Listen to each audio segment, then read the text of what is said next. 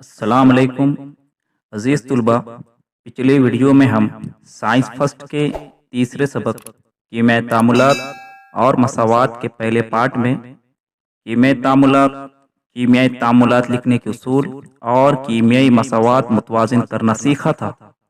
آج ہم کیمیائی تعاملات کی قسموں کا مطالعہ کریں گے۔ کیمیائی تعاملات کی قسمیں: عامل اشیاء اور حاصل اشیاء کی نوعیت کی تعداد کے لحاظ سے کیمیائی تعاملات کی 4 قسمیں ہیں۔ نمبر 1 ترکیبی عمل، نمبر 2 تحلیلی عمل، نمبر 3 ہٹاؤ کا عمل، نمبر 4 دوہرا ہٹاؤ کا عمل۔ ایسا عمل جس میں 2 یا زائد عامل اشیاء کے ملنے سے صرف اور صرف ایک مرکب حاصل ہوتا ہے اسے ترکیبی عمل کہتے ہیں۔ ترکیبی عمل کا عام ضابطہ ہے A جمع B تیر کا نشان AB۔ مثال کے طور پر امونیم گیس اور ہائیڈروجن کلورائڈ HCl کا ملاپ ہوتا ہے تو دونوں کے ایک دوسرے کے ساتھ تعامل سے ایک مرکب امونیم کلورائڈ گیس بنتی ہے جو بعد میں ٹھوس شکل اختیار کر لیتی ہے NH3 جمع HCl تیر کا نشان NH4Cl۔ اسی طرح میگنیشیم دھات کا فیتہ ہوا میں جلایا جائے تو وہ ہوا کی آکسیجن کے ساتھ ملاپ کر کے میگنیشیم آکسائڈ نام کا ایک مرکب بناتا ہے 2Mg جمع O2 تیر کا نشان 2MgO یعنی میگنیشیم آکسائڈ۔ جس تعامل میں ایک عامل شے سے 2 یا 2 سے زائد اشیاء حاصل ہوتی ہے اس تعامل کو تحلیلی تعامل یا تجزیاتی تعامل کہتے ہیں۔ تحلیلی عمل کا عام ضابطہ ہے AB تیر کا نشان A جمع B۔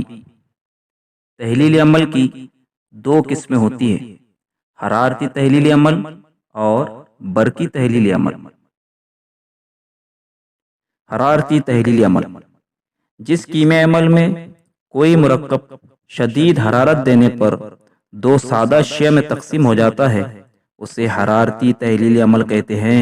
مثال کے طور پر اونچے درجہ حرارت پر کیلشیم کاربونیٹ کو گرم کرنے پر اس کی تحلیل یعنی اس کا تجزیہ کیلشیم آکسائڈ اور کاربن ڈائی آکسائڈ میں ہوتی ہے CaCO3 تیر کا نشان حرارت CaO جمع CO2۔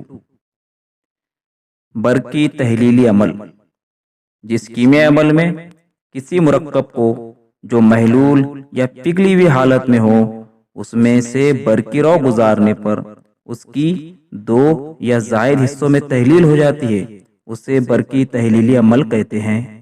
مثال کے طور پر جب تیزاب ملے پانی میں سے برقی رو گزاری جائے تو اس کا برقی تجزیہ ہوتا ہے، نتیجے میں پانی اپنے اجزاء ہائیڈروجن گیس اور آکسیجن گیس میں تحلیل ہو جاتا ہے 2H2O تیر کا نشان برقی رو 2H2 جمع O2۔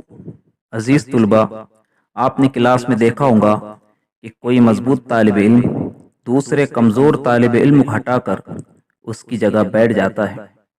بالکل اسی طرح کیمیائی تعاملات میں بھی ہوتا ہے۔ جب کیمیائی عمل کے دوران ایک تیز عامل عنصر کسی مرکب میں موجود نسبتاً سست عامل عنصر کو ہٹا کر اس کی جگہ لیتا ہے اور نیا مرکب بناتا ہے اس عمل کو ہٹاؤ کا عمل کہتے ہیں۔ ہٹاؤ کے عمل کا عام ضابطہ ہے A جمع BC تیر کا نشان B جمع AC۔ مثال کے طور پر جب دانے دار جست کا عمل کاپر سلفیٹ محلول کے ساتھ کیا جاتا ہے تو جست جو کہ کاپر سے نسبتاً تیز عامل ہے کاپر سلفیٹ میں موجود کاپر کو ہٹا کر جست سلفیٹ بناتا ہے Zn جمع CuSO4 تیر کا نشان ZnSO4 جمع Cu۔ اسی طرح جب لوہے کے برادے کو کاپر سلفیٹ کے محلول میں ڈالا جاتا ہے تو لوہا جو عنصر کاپر سے نسبتاً تیز عامل ہے کاپر سلفیٹ میں سے کاپر کو ہٹا کر فیرس سلفیٹ مرکب بناتا ہے Fe جمع CuSO4 تیر کا نشان FeSO4 جمع Cu۔ آپ اسے شکل میں بھی دیکھ سکتے ہیں۔ بچوں، آپ نے کلاس میں اکثر اپنے دوستوں یا ساتھیوں کے ساتھ جگہ کا تبادلہ ضرور کیا ہوگا۔ بالکل اسی طرح کیمیائی تعامل میں بھی تبادلہ کیا جاتا ہے۔ ایسا عمل جس میں عامل اشیاء کے درمیان آئنوں کے باہمی تبادلے سے رسوب تیار ہوتا ہے، اسے دوہرا ہٹاؤ کا عمل کہتے ہیں۔ اس کا عام ضابطہ ہے اے ڈی جمع بی سی، تیر کا نشان اے سی جمع بی ٹی۔ آپ اس میں دیکھ سکتے ہیں اے ڈی اب اے سی ہو چکا ہے اور بی سی اب بی ڈی ہو چکا ہے، کیونکہ اس میں آئنوں کا تبادلہ ہو چکا ہے۔ مثال کے طور پر سوڈیم کلورائڈ محلول اور سلور نائٹریٹ ایک دوسرے کے ساتھ کیمیائی عمل کر کے سوڈیم نائٹریٹ کے محلول میں سلور کلورائڈ کا رسوب بناتے ہیں۔ AgNO3 جمع NaCl، تیر کا نشان AgCl جمع NaNO3۔ اس تعامل کے دوران پہلے محلول کے Ag+ آئن دوسرے مرکب کے Cl- آئن سے مل کر AgCl مرکب کا سفید رسوب بناتے ہیں۔ اسی طرح بیریم سلفائڈ جب زنک سلفیٹ کے ساتھ عمل کرتا ہے تو Ba2+ آئن اور SO4 آئنوں سے آئنوں کے باہمی تبادلے ہونے پر بیریم سلفیٹ کا رسوب حاصل ہوتا ہے اور زنک سلفائڈ بنتا ہے۔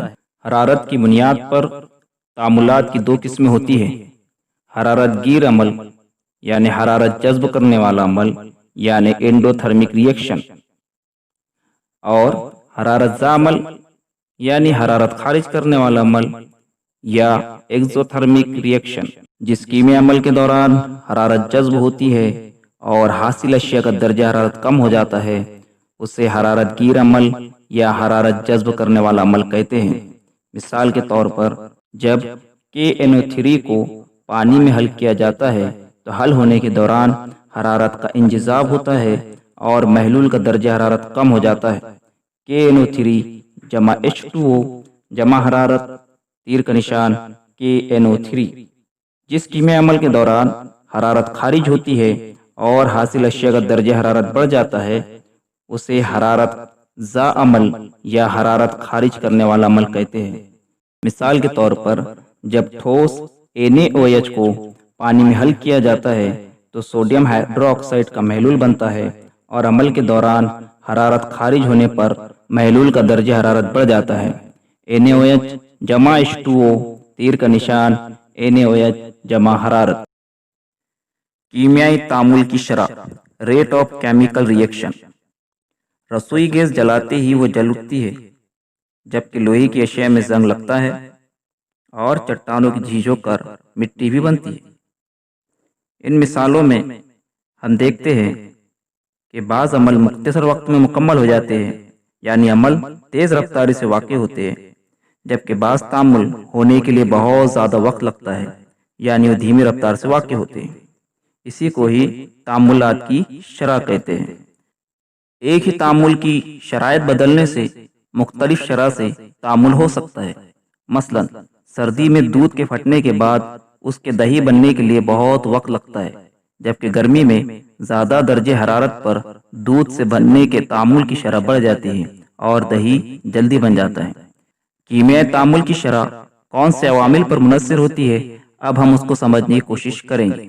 کیمیائی تعاملات پر اثر انداز ہونے والے عوامل 5 قسم کے ہیں۔ نمبر 1، عامل اشیاء کی نوعیت۔ نمبر 2، عامل اشیاء کے ذرات کی جسامت۔ نمبر 3، عامل اشیاء کا ارتکاز۔ نمبر 4، تعامل کا درجہ حرارت۔ نمبر 5، تماسی عامل۔ اب ہم ایک ایک نقطے کو سمجھنے کی کوشش کریں گے۔ عامل اشیاء کی نوعیت یعنی عامل اشیاء کی عمل کرنے کی صلاحیت۔ ایلومینیم اور جست دھاتوں کا ہلکائے ہائیڈرو کلورک ایسڈ کے ساتھ عمل کیا جائے تو دونوں ہی دھاتوں کے ساتھ کیمیائی عمل کے نتیجے میں متعلقہ دھاتوں کے کلورائڈ مرکبات بنتے ہیں اور ہائیڈروجن گیس خارج ہوتی ہے، لیکن جست دھات کی نسبت ایلومینیم کا تیزاب کے ساتھ تیزی سے تعامل ہوتا ہے۔ جست کے مقابلے ایلومینیم زیادہ عامل یعنی ریئیکٹیو دھات ہے۔ یعنی عامل اشیاء کی نوعیت یا تعامل کی صلاحیت تعاملات کی شرح پر اثر انداز ہوتی ہے۔ نمبر 2، ذرات کی جسامت۔ شاہ آبادی فرشی یعنی کیلشیم کاربونیٹ کے ٹکڑے اور اسی کے صفوف یعنی پاؤڈر کے تعامل ہلکائے سلفیورک ایسڈ کے ساتھ الگ الگ کیے جائے تو صفوف کے ساتھ تیزاب کا عمل تیزی سے ہوتا ہے اور فوراً کاربن ڈائی آکسائڈ گیس خارج ہوتی ہے۔ یعنی جسامت جتنی کم ہوگی کیمیائی تعامل اتنے ہی تیزی کے ساتھ ہوگا۔ نمبر 3، عامل اشیاء کا ارتکاز۔ ارتکاز کے لحاظ سے محلول کی 2 قسمیں ہوتی ہے۔ نمبر 1، حلقایا یعنی جس میں پانی ملا ہوا ہو۔ نمبر 2، مرتکز یعنی جو خالص ہو جس میں کسی بھی قسم کی ملاوٹ نہ ہو۔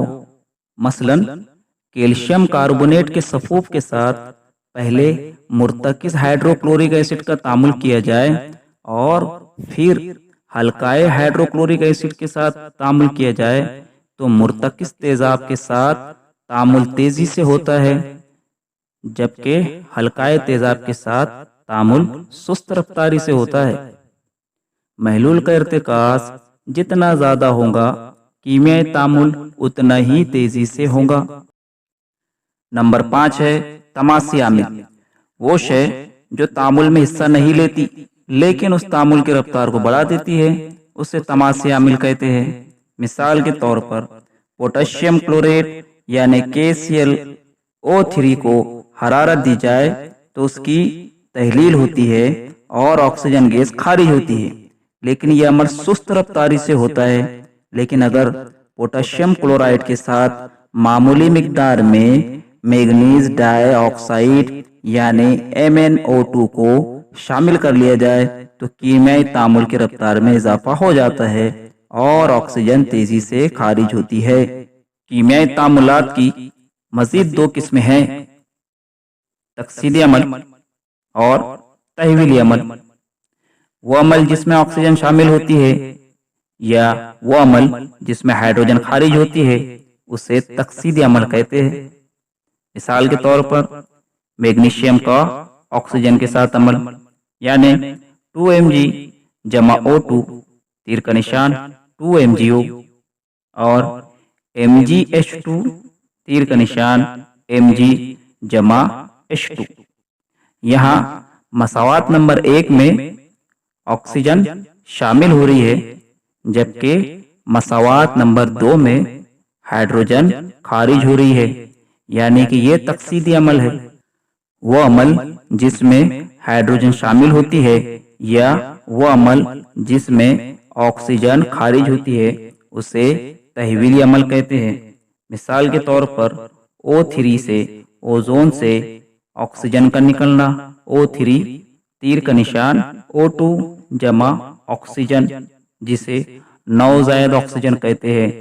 نمبر 2، CuO جمع H2 تیر کا نشان Cu جمع H2O۔ ان دونوں مساوات میں آپ دیکھ سکتے ہیں کہ O3 میں سے آکسیجن خارج ہوئی ہے، اسی طرح دوسری مساوات میں CuO میں سے آکسیجن خارج ہوئی ہے۔ اس کا مطلب یہ تحویلی عمل ہے۔ وہ کیمیائی عمل جس میں عمل تقسید اور عمل تحویل ایک ہی وقت میں واقع ہوتے ہیں اسے عمل تقسید و تحویل عمل کہتے ہیں، جسے انگلش میں ریڈاکس یعنی ریڈکشن جمع آکسیڈیشن عمل کہا جاتا ہے۔ مثال کے طور پر جب کاپر آکسائڈ یعنی CuO سے ہائیڈروجن گیس گزاری جاتی ہے تو کاپر اور پانی حاصل ہوتا ہے۔ آپ مساوات میں دیکھ سکتے ہیں کہ CuO سے آکسیجن خارج ہو گیا، یعنی یہ تحویل کا عمل ہوا، اور H2 میں آکسیجن شامل ہو گیا، یعنی یہ تقسید کا عمل ہو گیا۔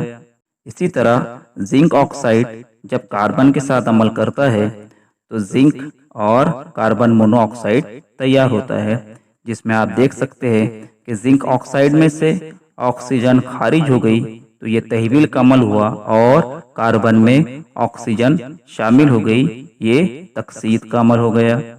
تآکل، کوروشن۔ हवा, नमी और तेजाब के असर से धातु के आहिस्ता आहिस्ता खराब होने या तहलील हो जाने के अमल को ताकुल या धातु का घिसना कहते हैं। मसलन हवा में नमी की वजह से लोहे की अशिया की तकसीद होती है और उन पर सुर्ख रंग की तह जमा हो जाती है जिसे जंग कहते हैं। इसी तरह तांबे की अशिया रोशनी और नमी में खुली रखने पर तांबा हरे रंग का हो जाता है और चांदी के जेवरात पर रोशनी, नमी और हवा का असर होता है और वो सिया यानी काले हो जाते हैं। ताकुल के अमल को रोकना जरूरी है, इसकी वजह से धातु को जवाल आता है और वो कमजोर और खराब हो जाती है। धातु को जंग लगने से रोकने के लिए जिन अशिया का इस्तेमाल होता है उन्हें जिद्द जंग यानी एंटी रस्ट कहते हैं। जंग लगने को रोकने के लिए लोहे की सतह पर रंग या पेंट लगाकर, तेल या ग्रीस लगाकर या बरकी मुलम्माकारी यानी एक धात पर बरके अमल के जरिए दूसरी धात की तय चढ़ाकर जंग को या ताकुल को रोका जा सकता है। तांबे का ताकुल रोकने के लिए तांबे पर टीन की कली की तय चढ़ाई जाती है।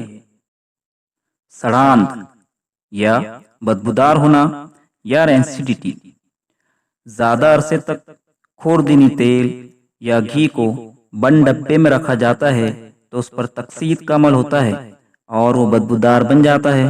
ऐसे तेल को गर्म किया जाए तो उसमें झाग पैदा होता है और सड़ी हुई बू आने लगती है।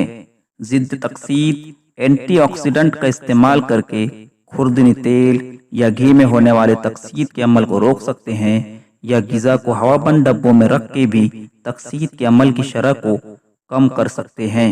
प्यारे बच्चों, मैं उम्मीद करता हूँ आपको ये सबक जरूर समझ में आया होगा। अगले वीडियो तक अस्सलाम वालेकुम व रहमतुल्लाहि व बरकातुहू।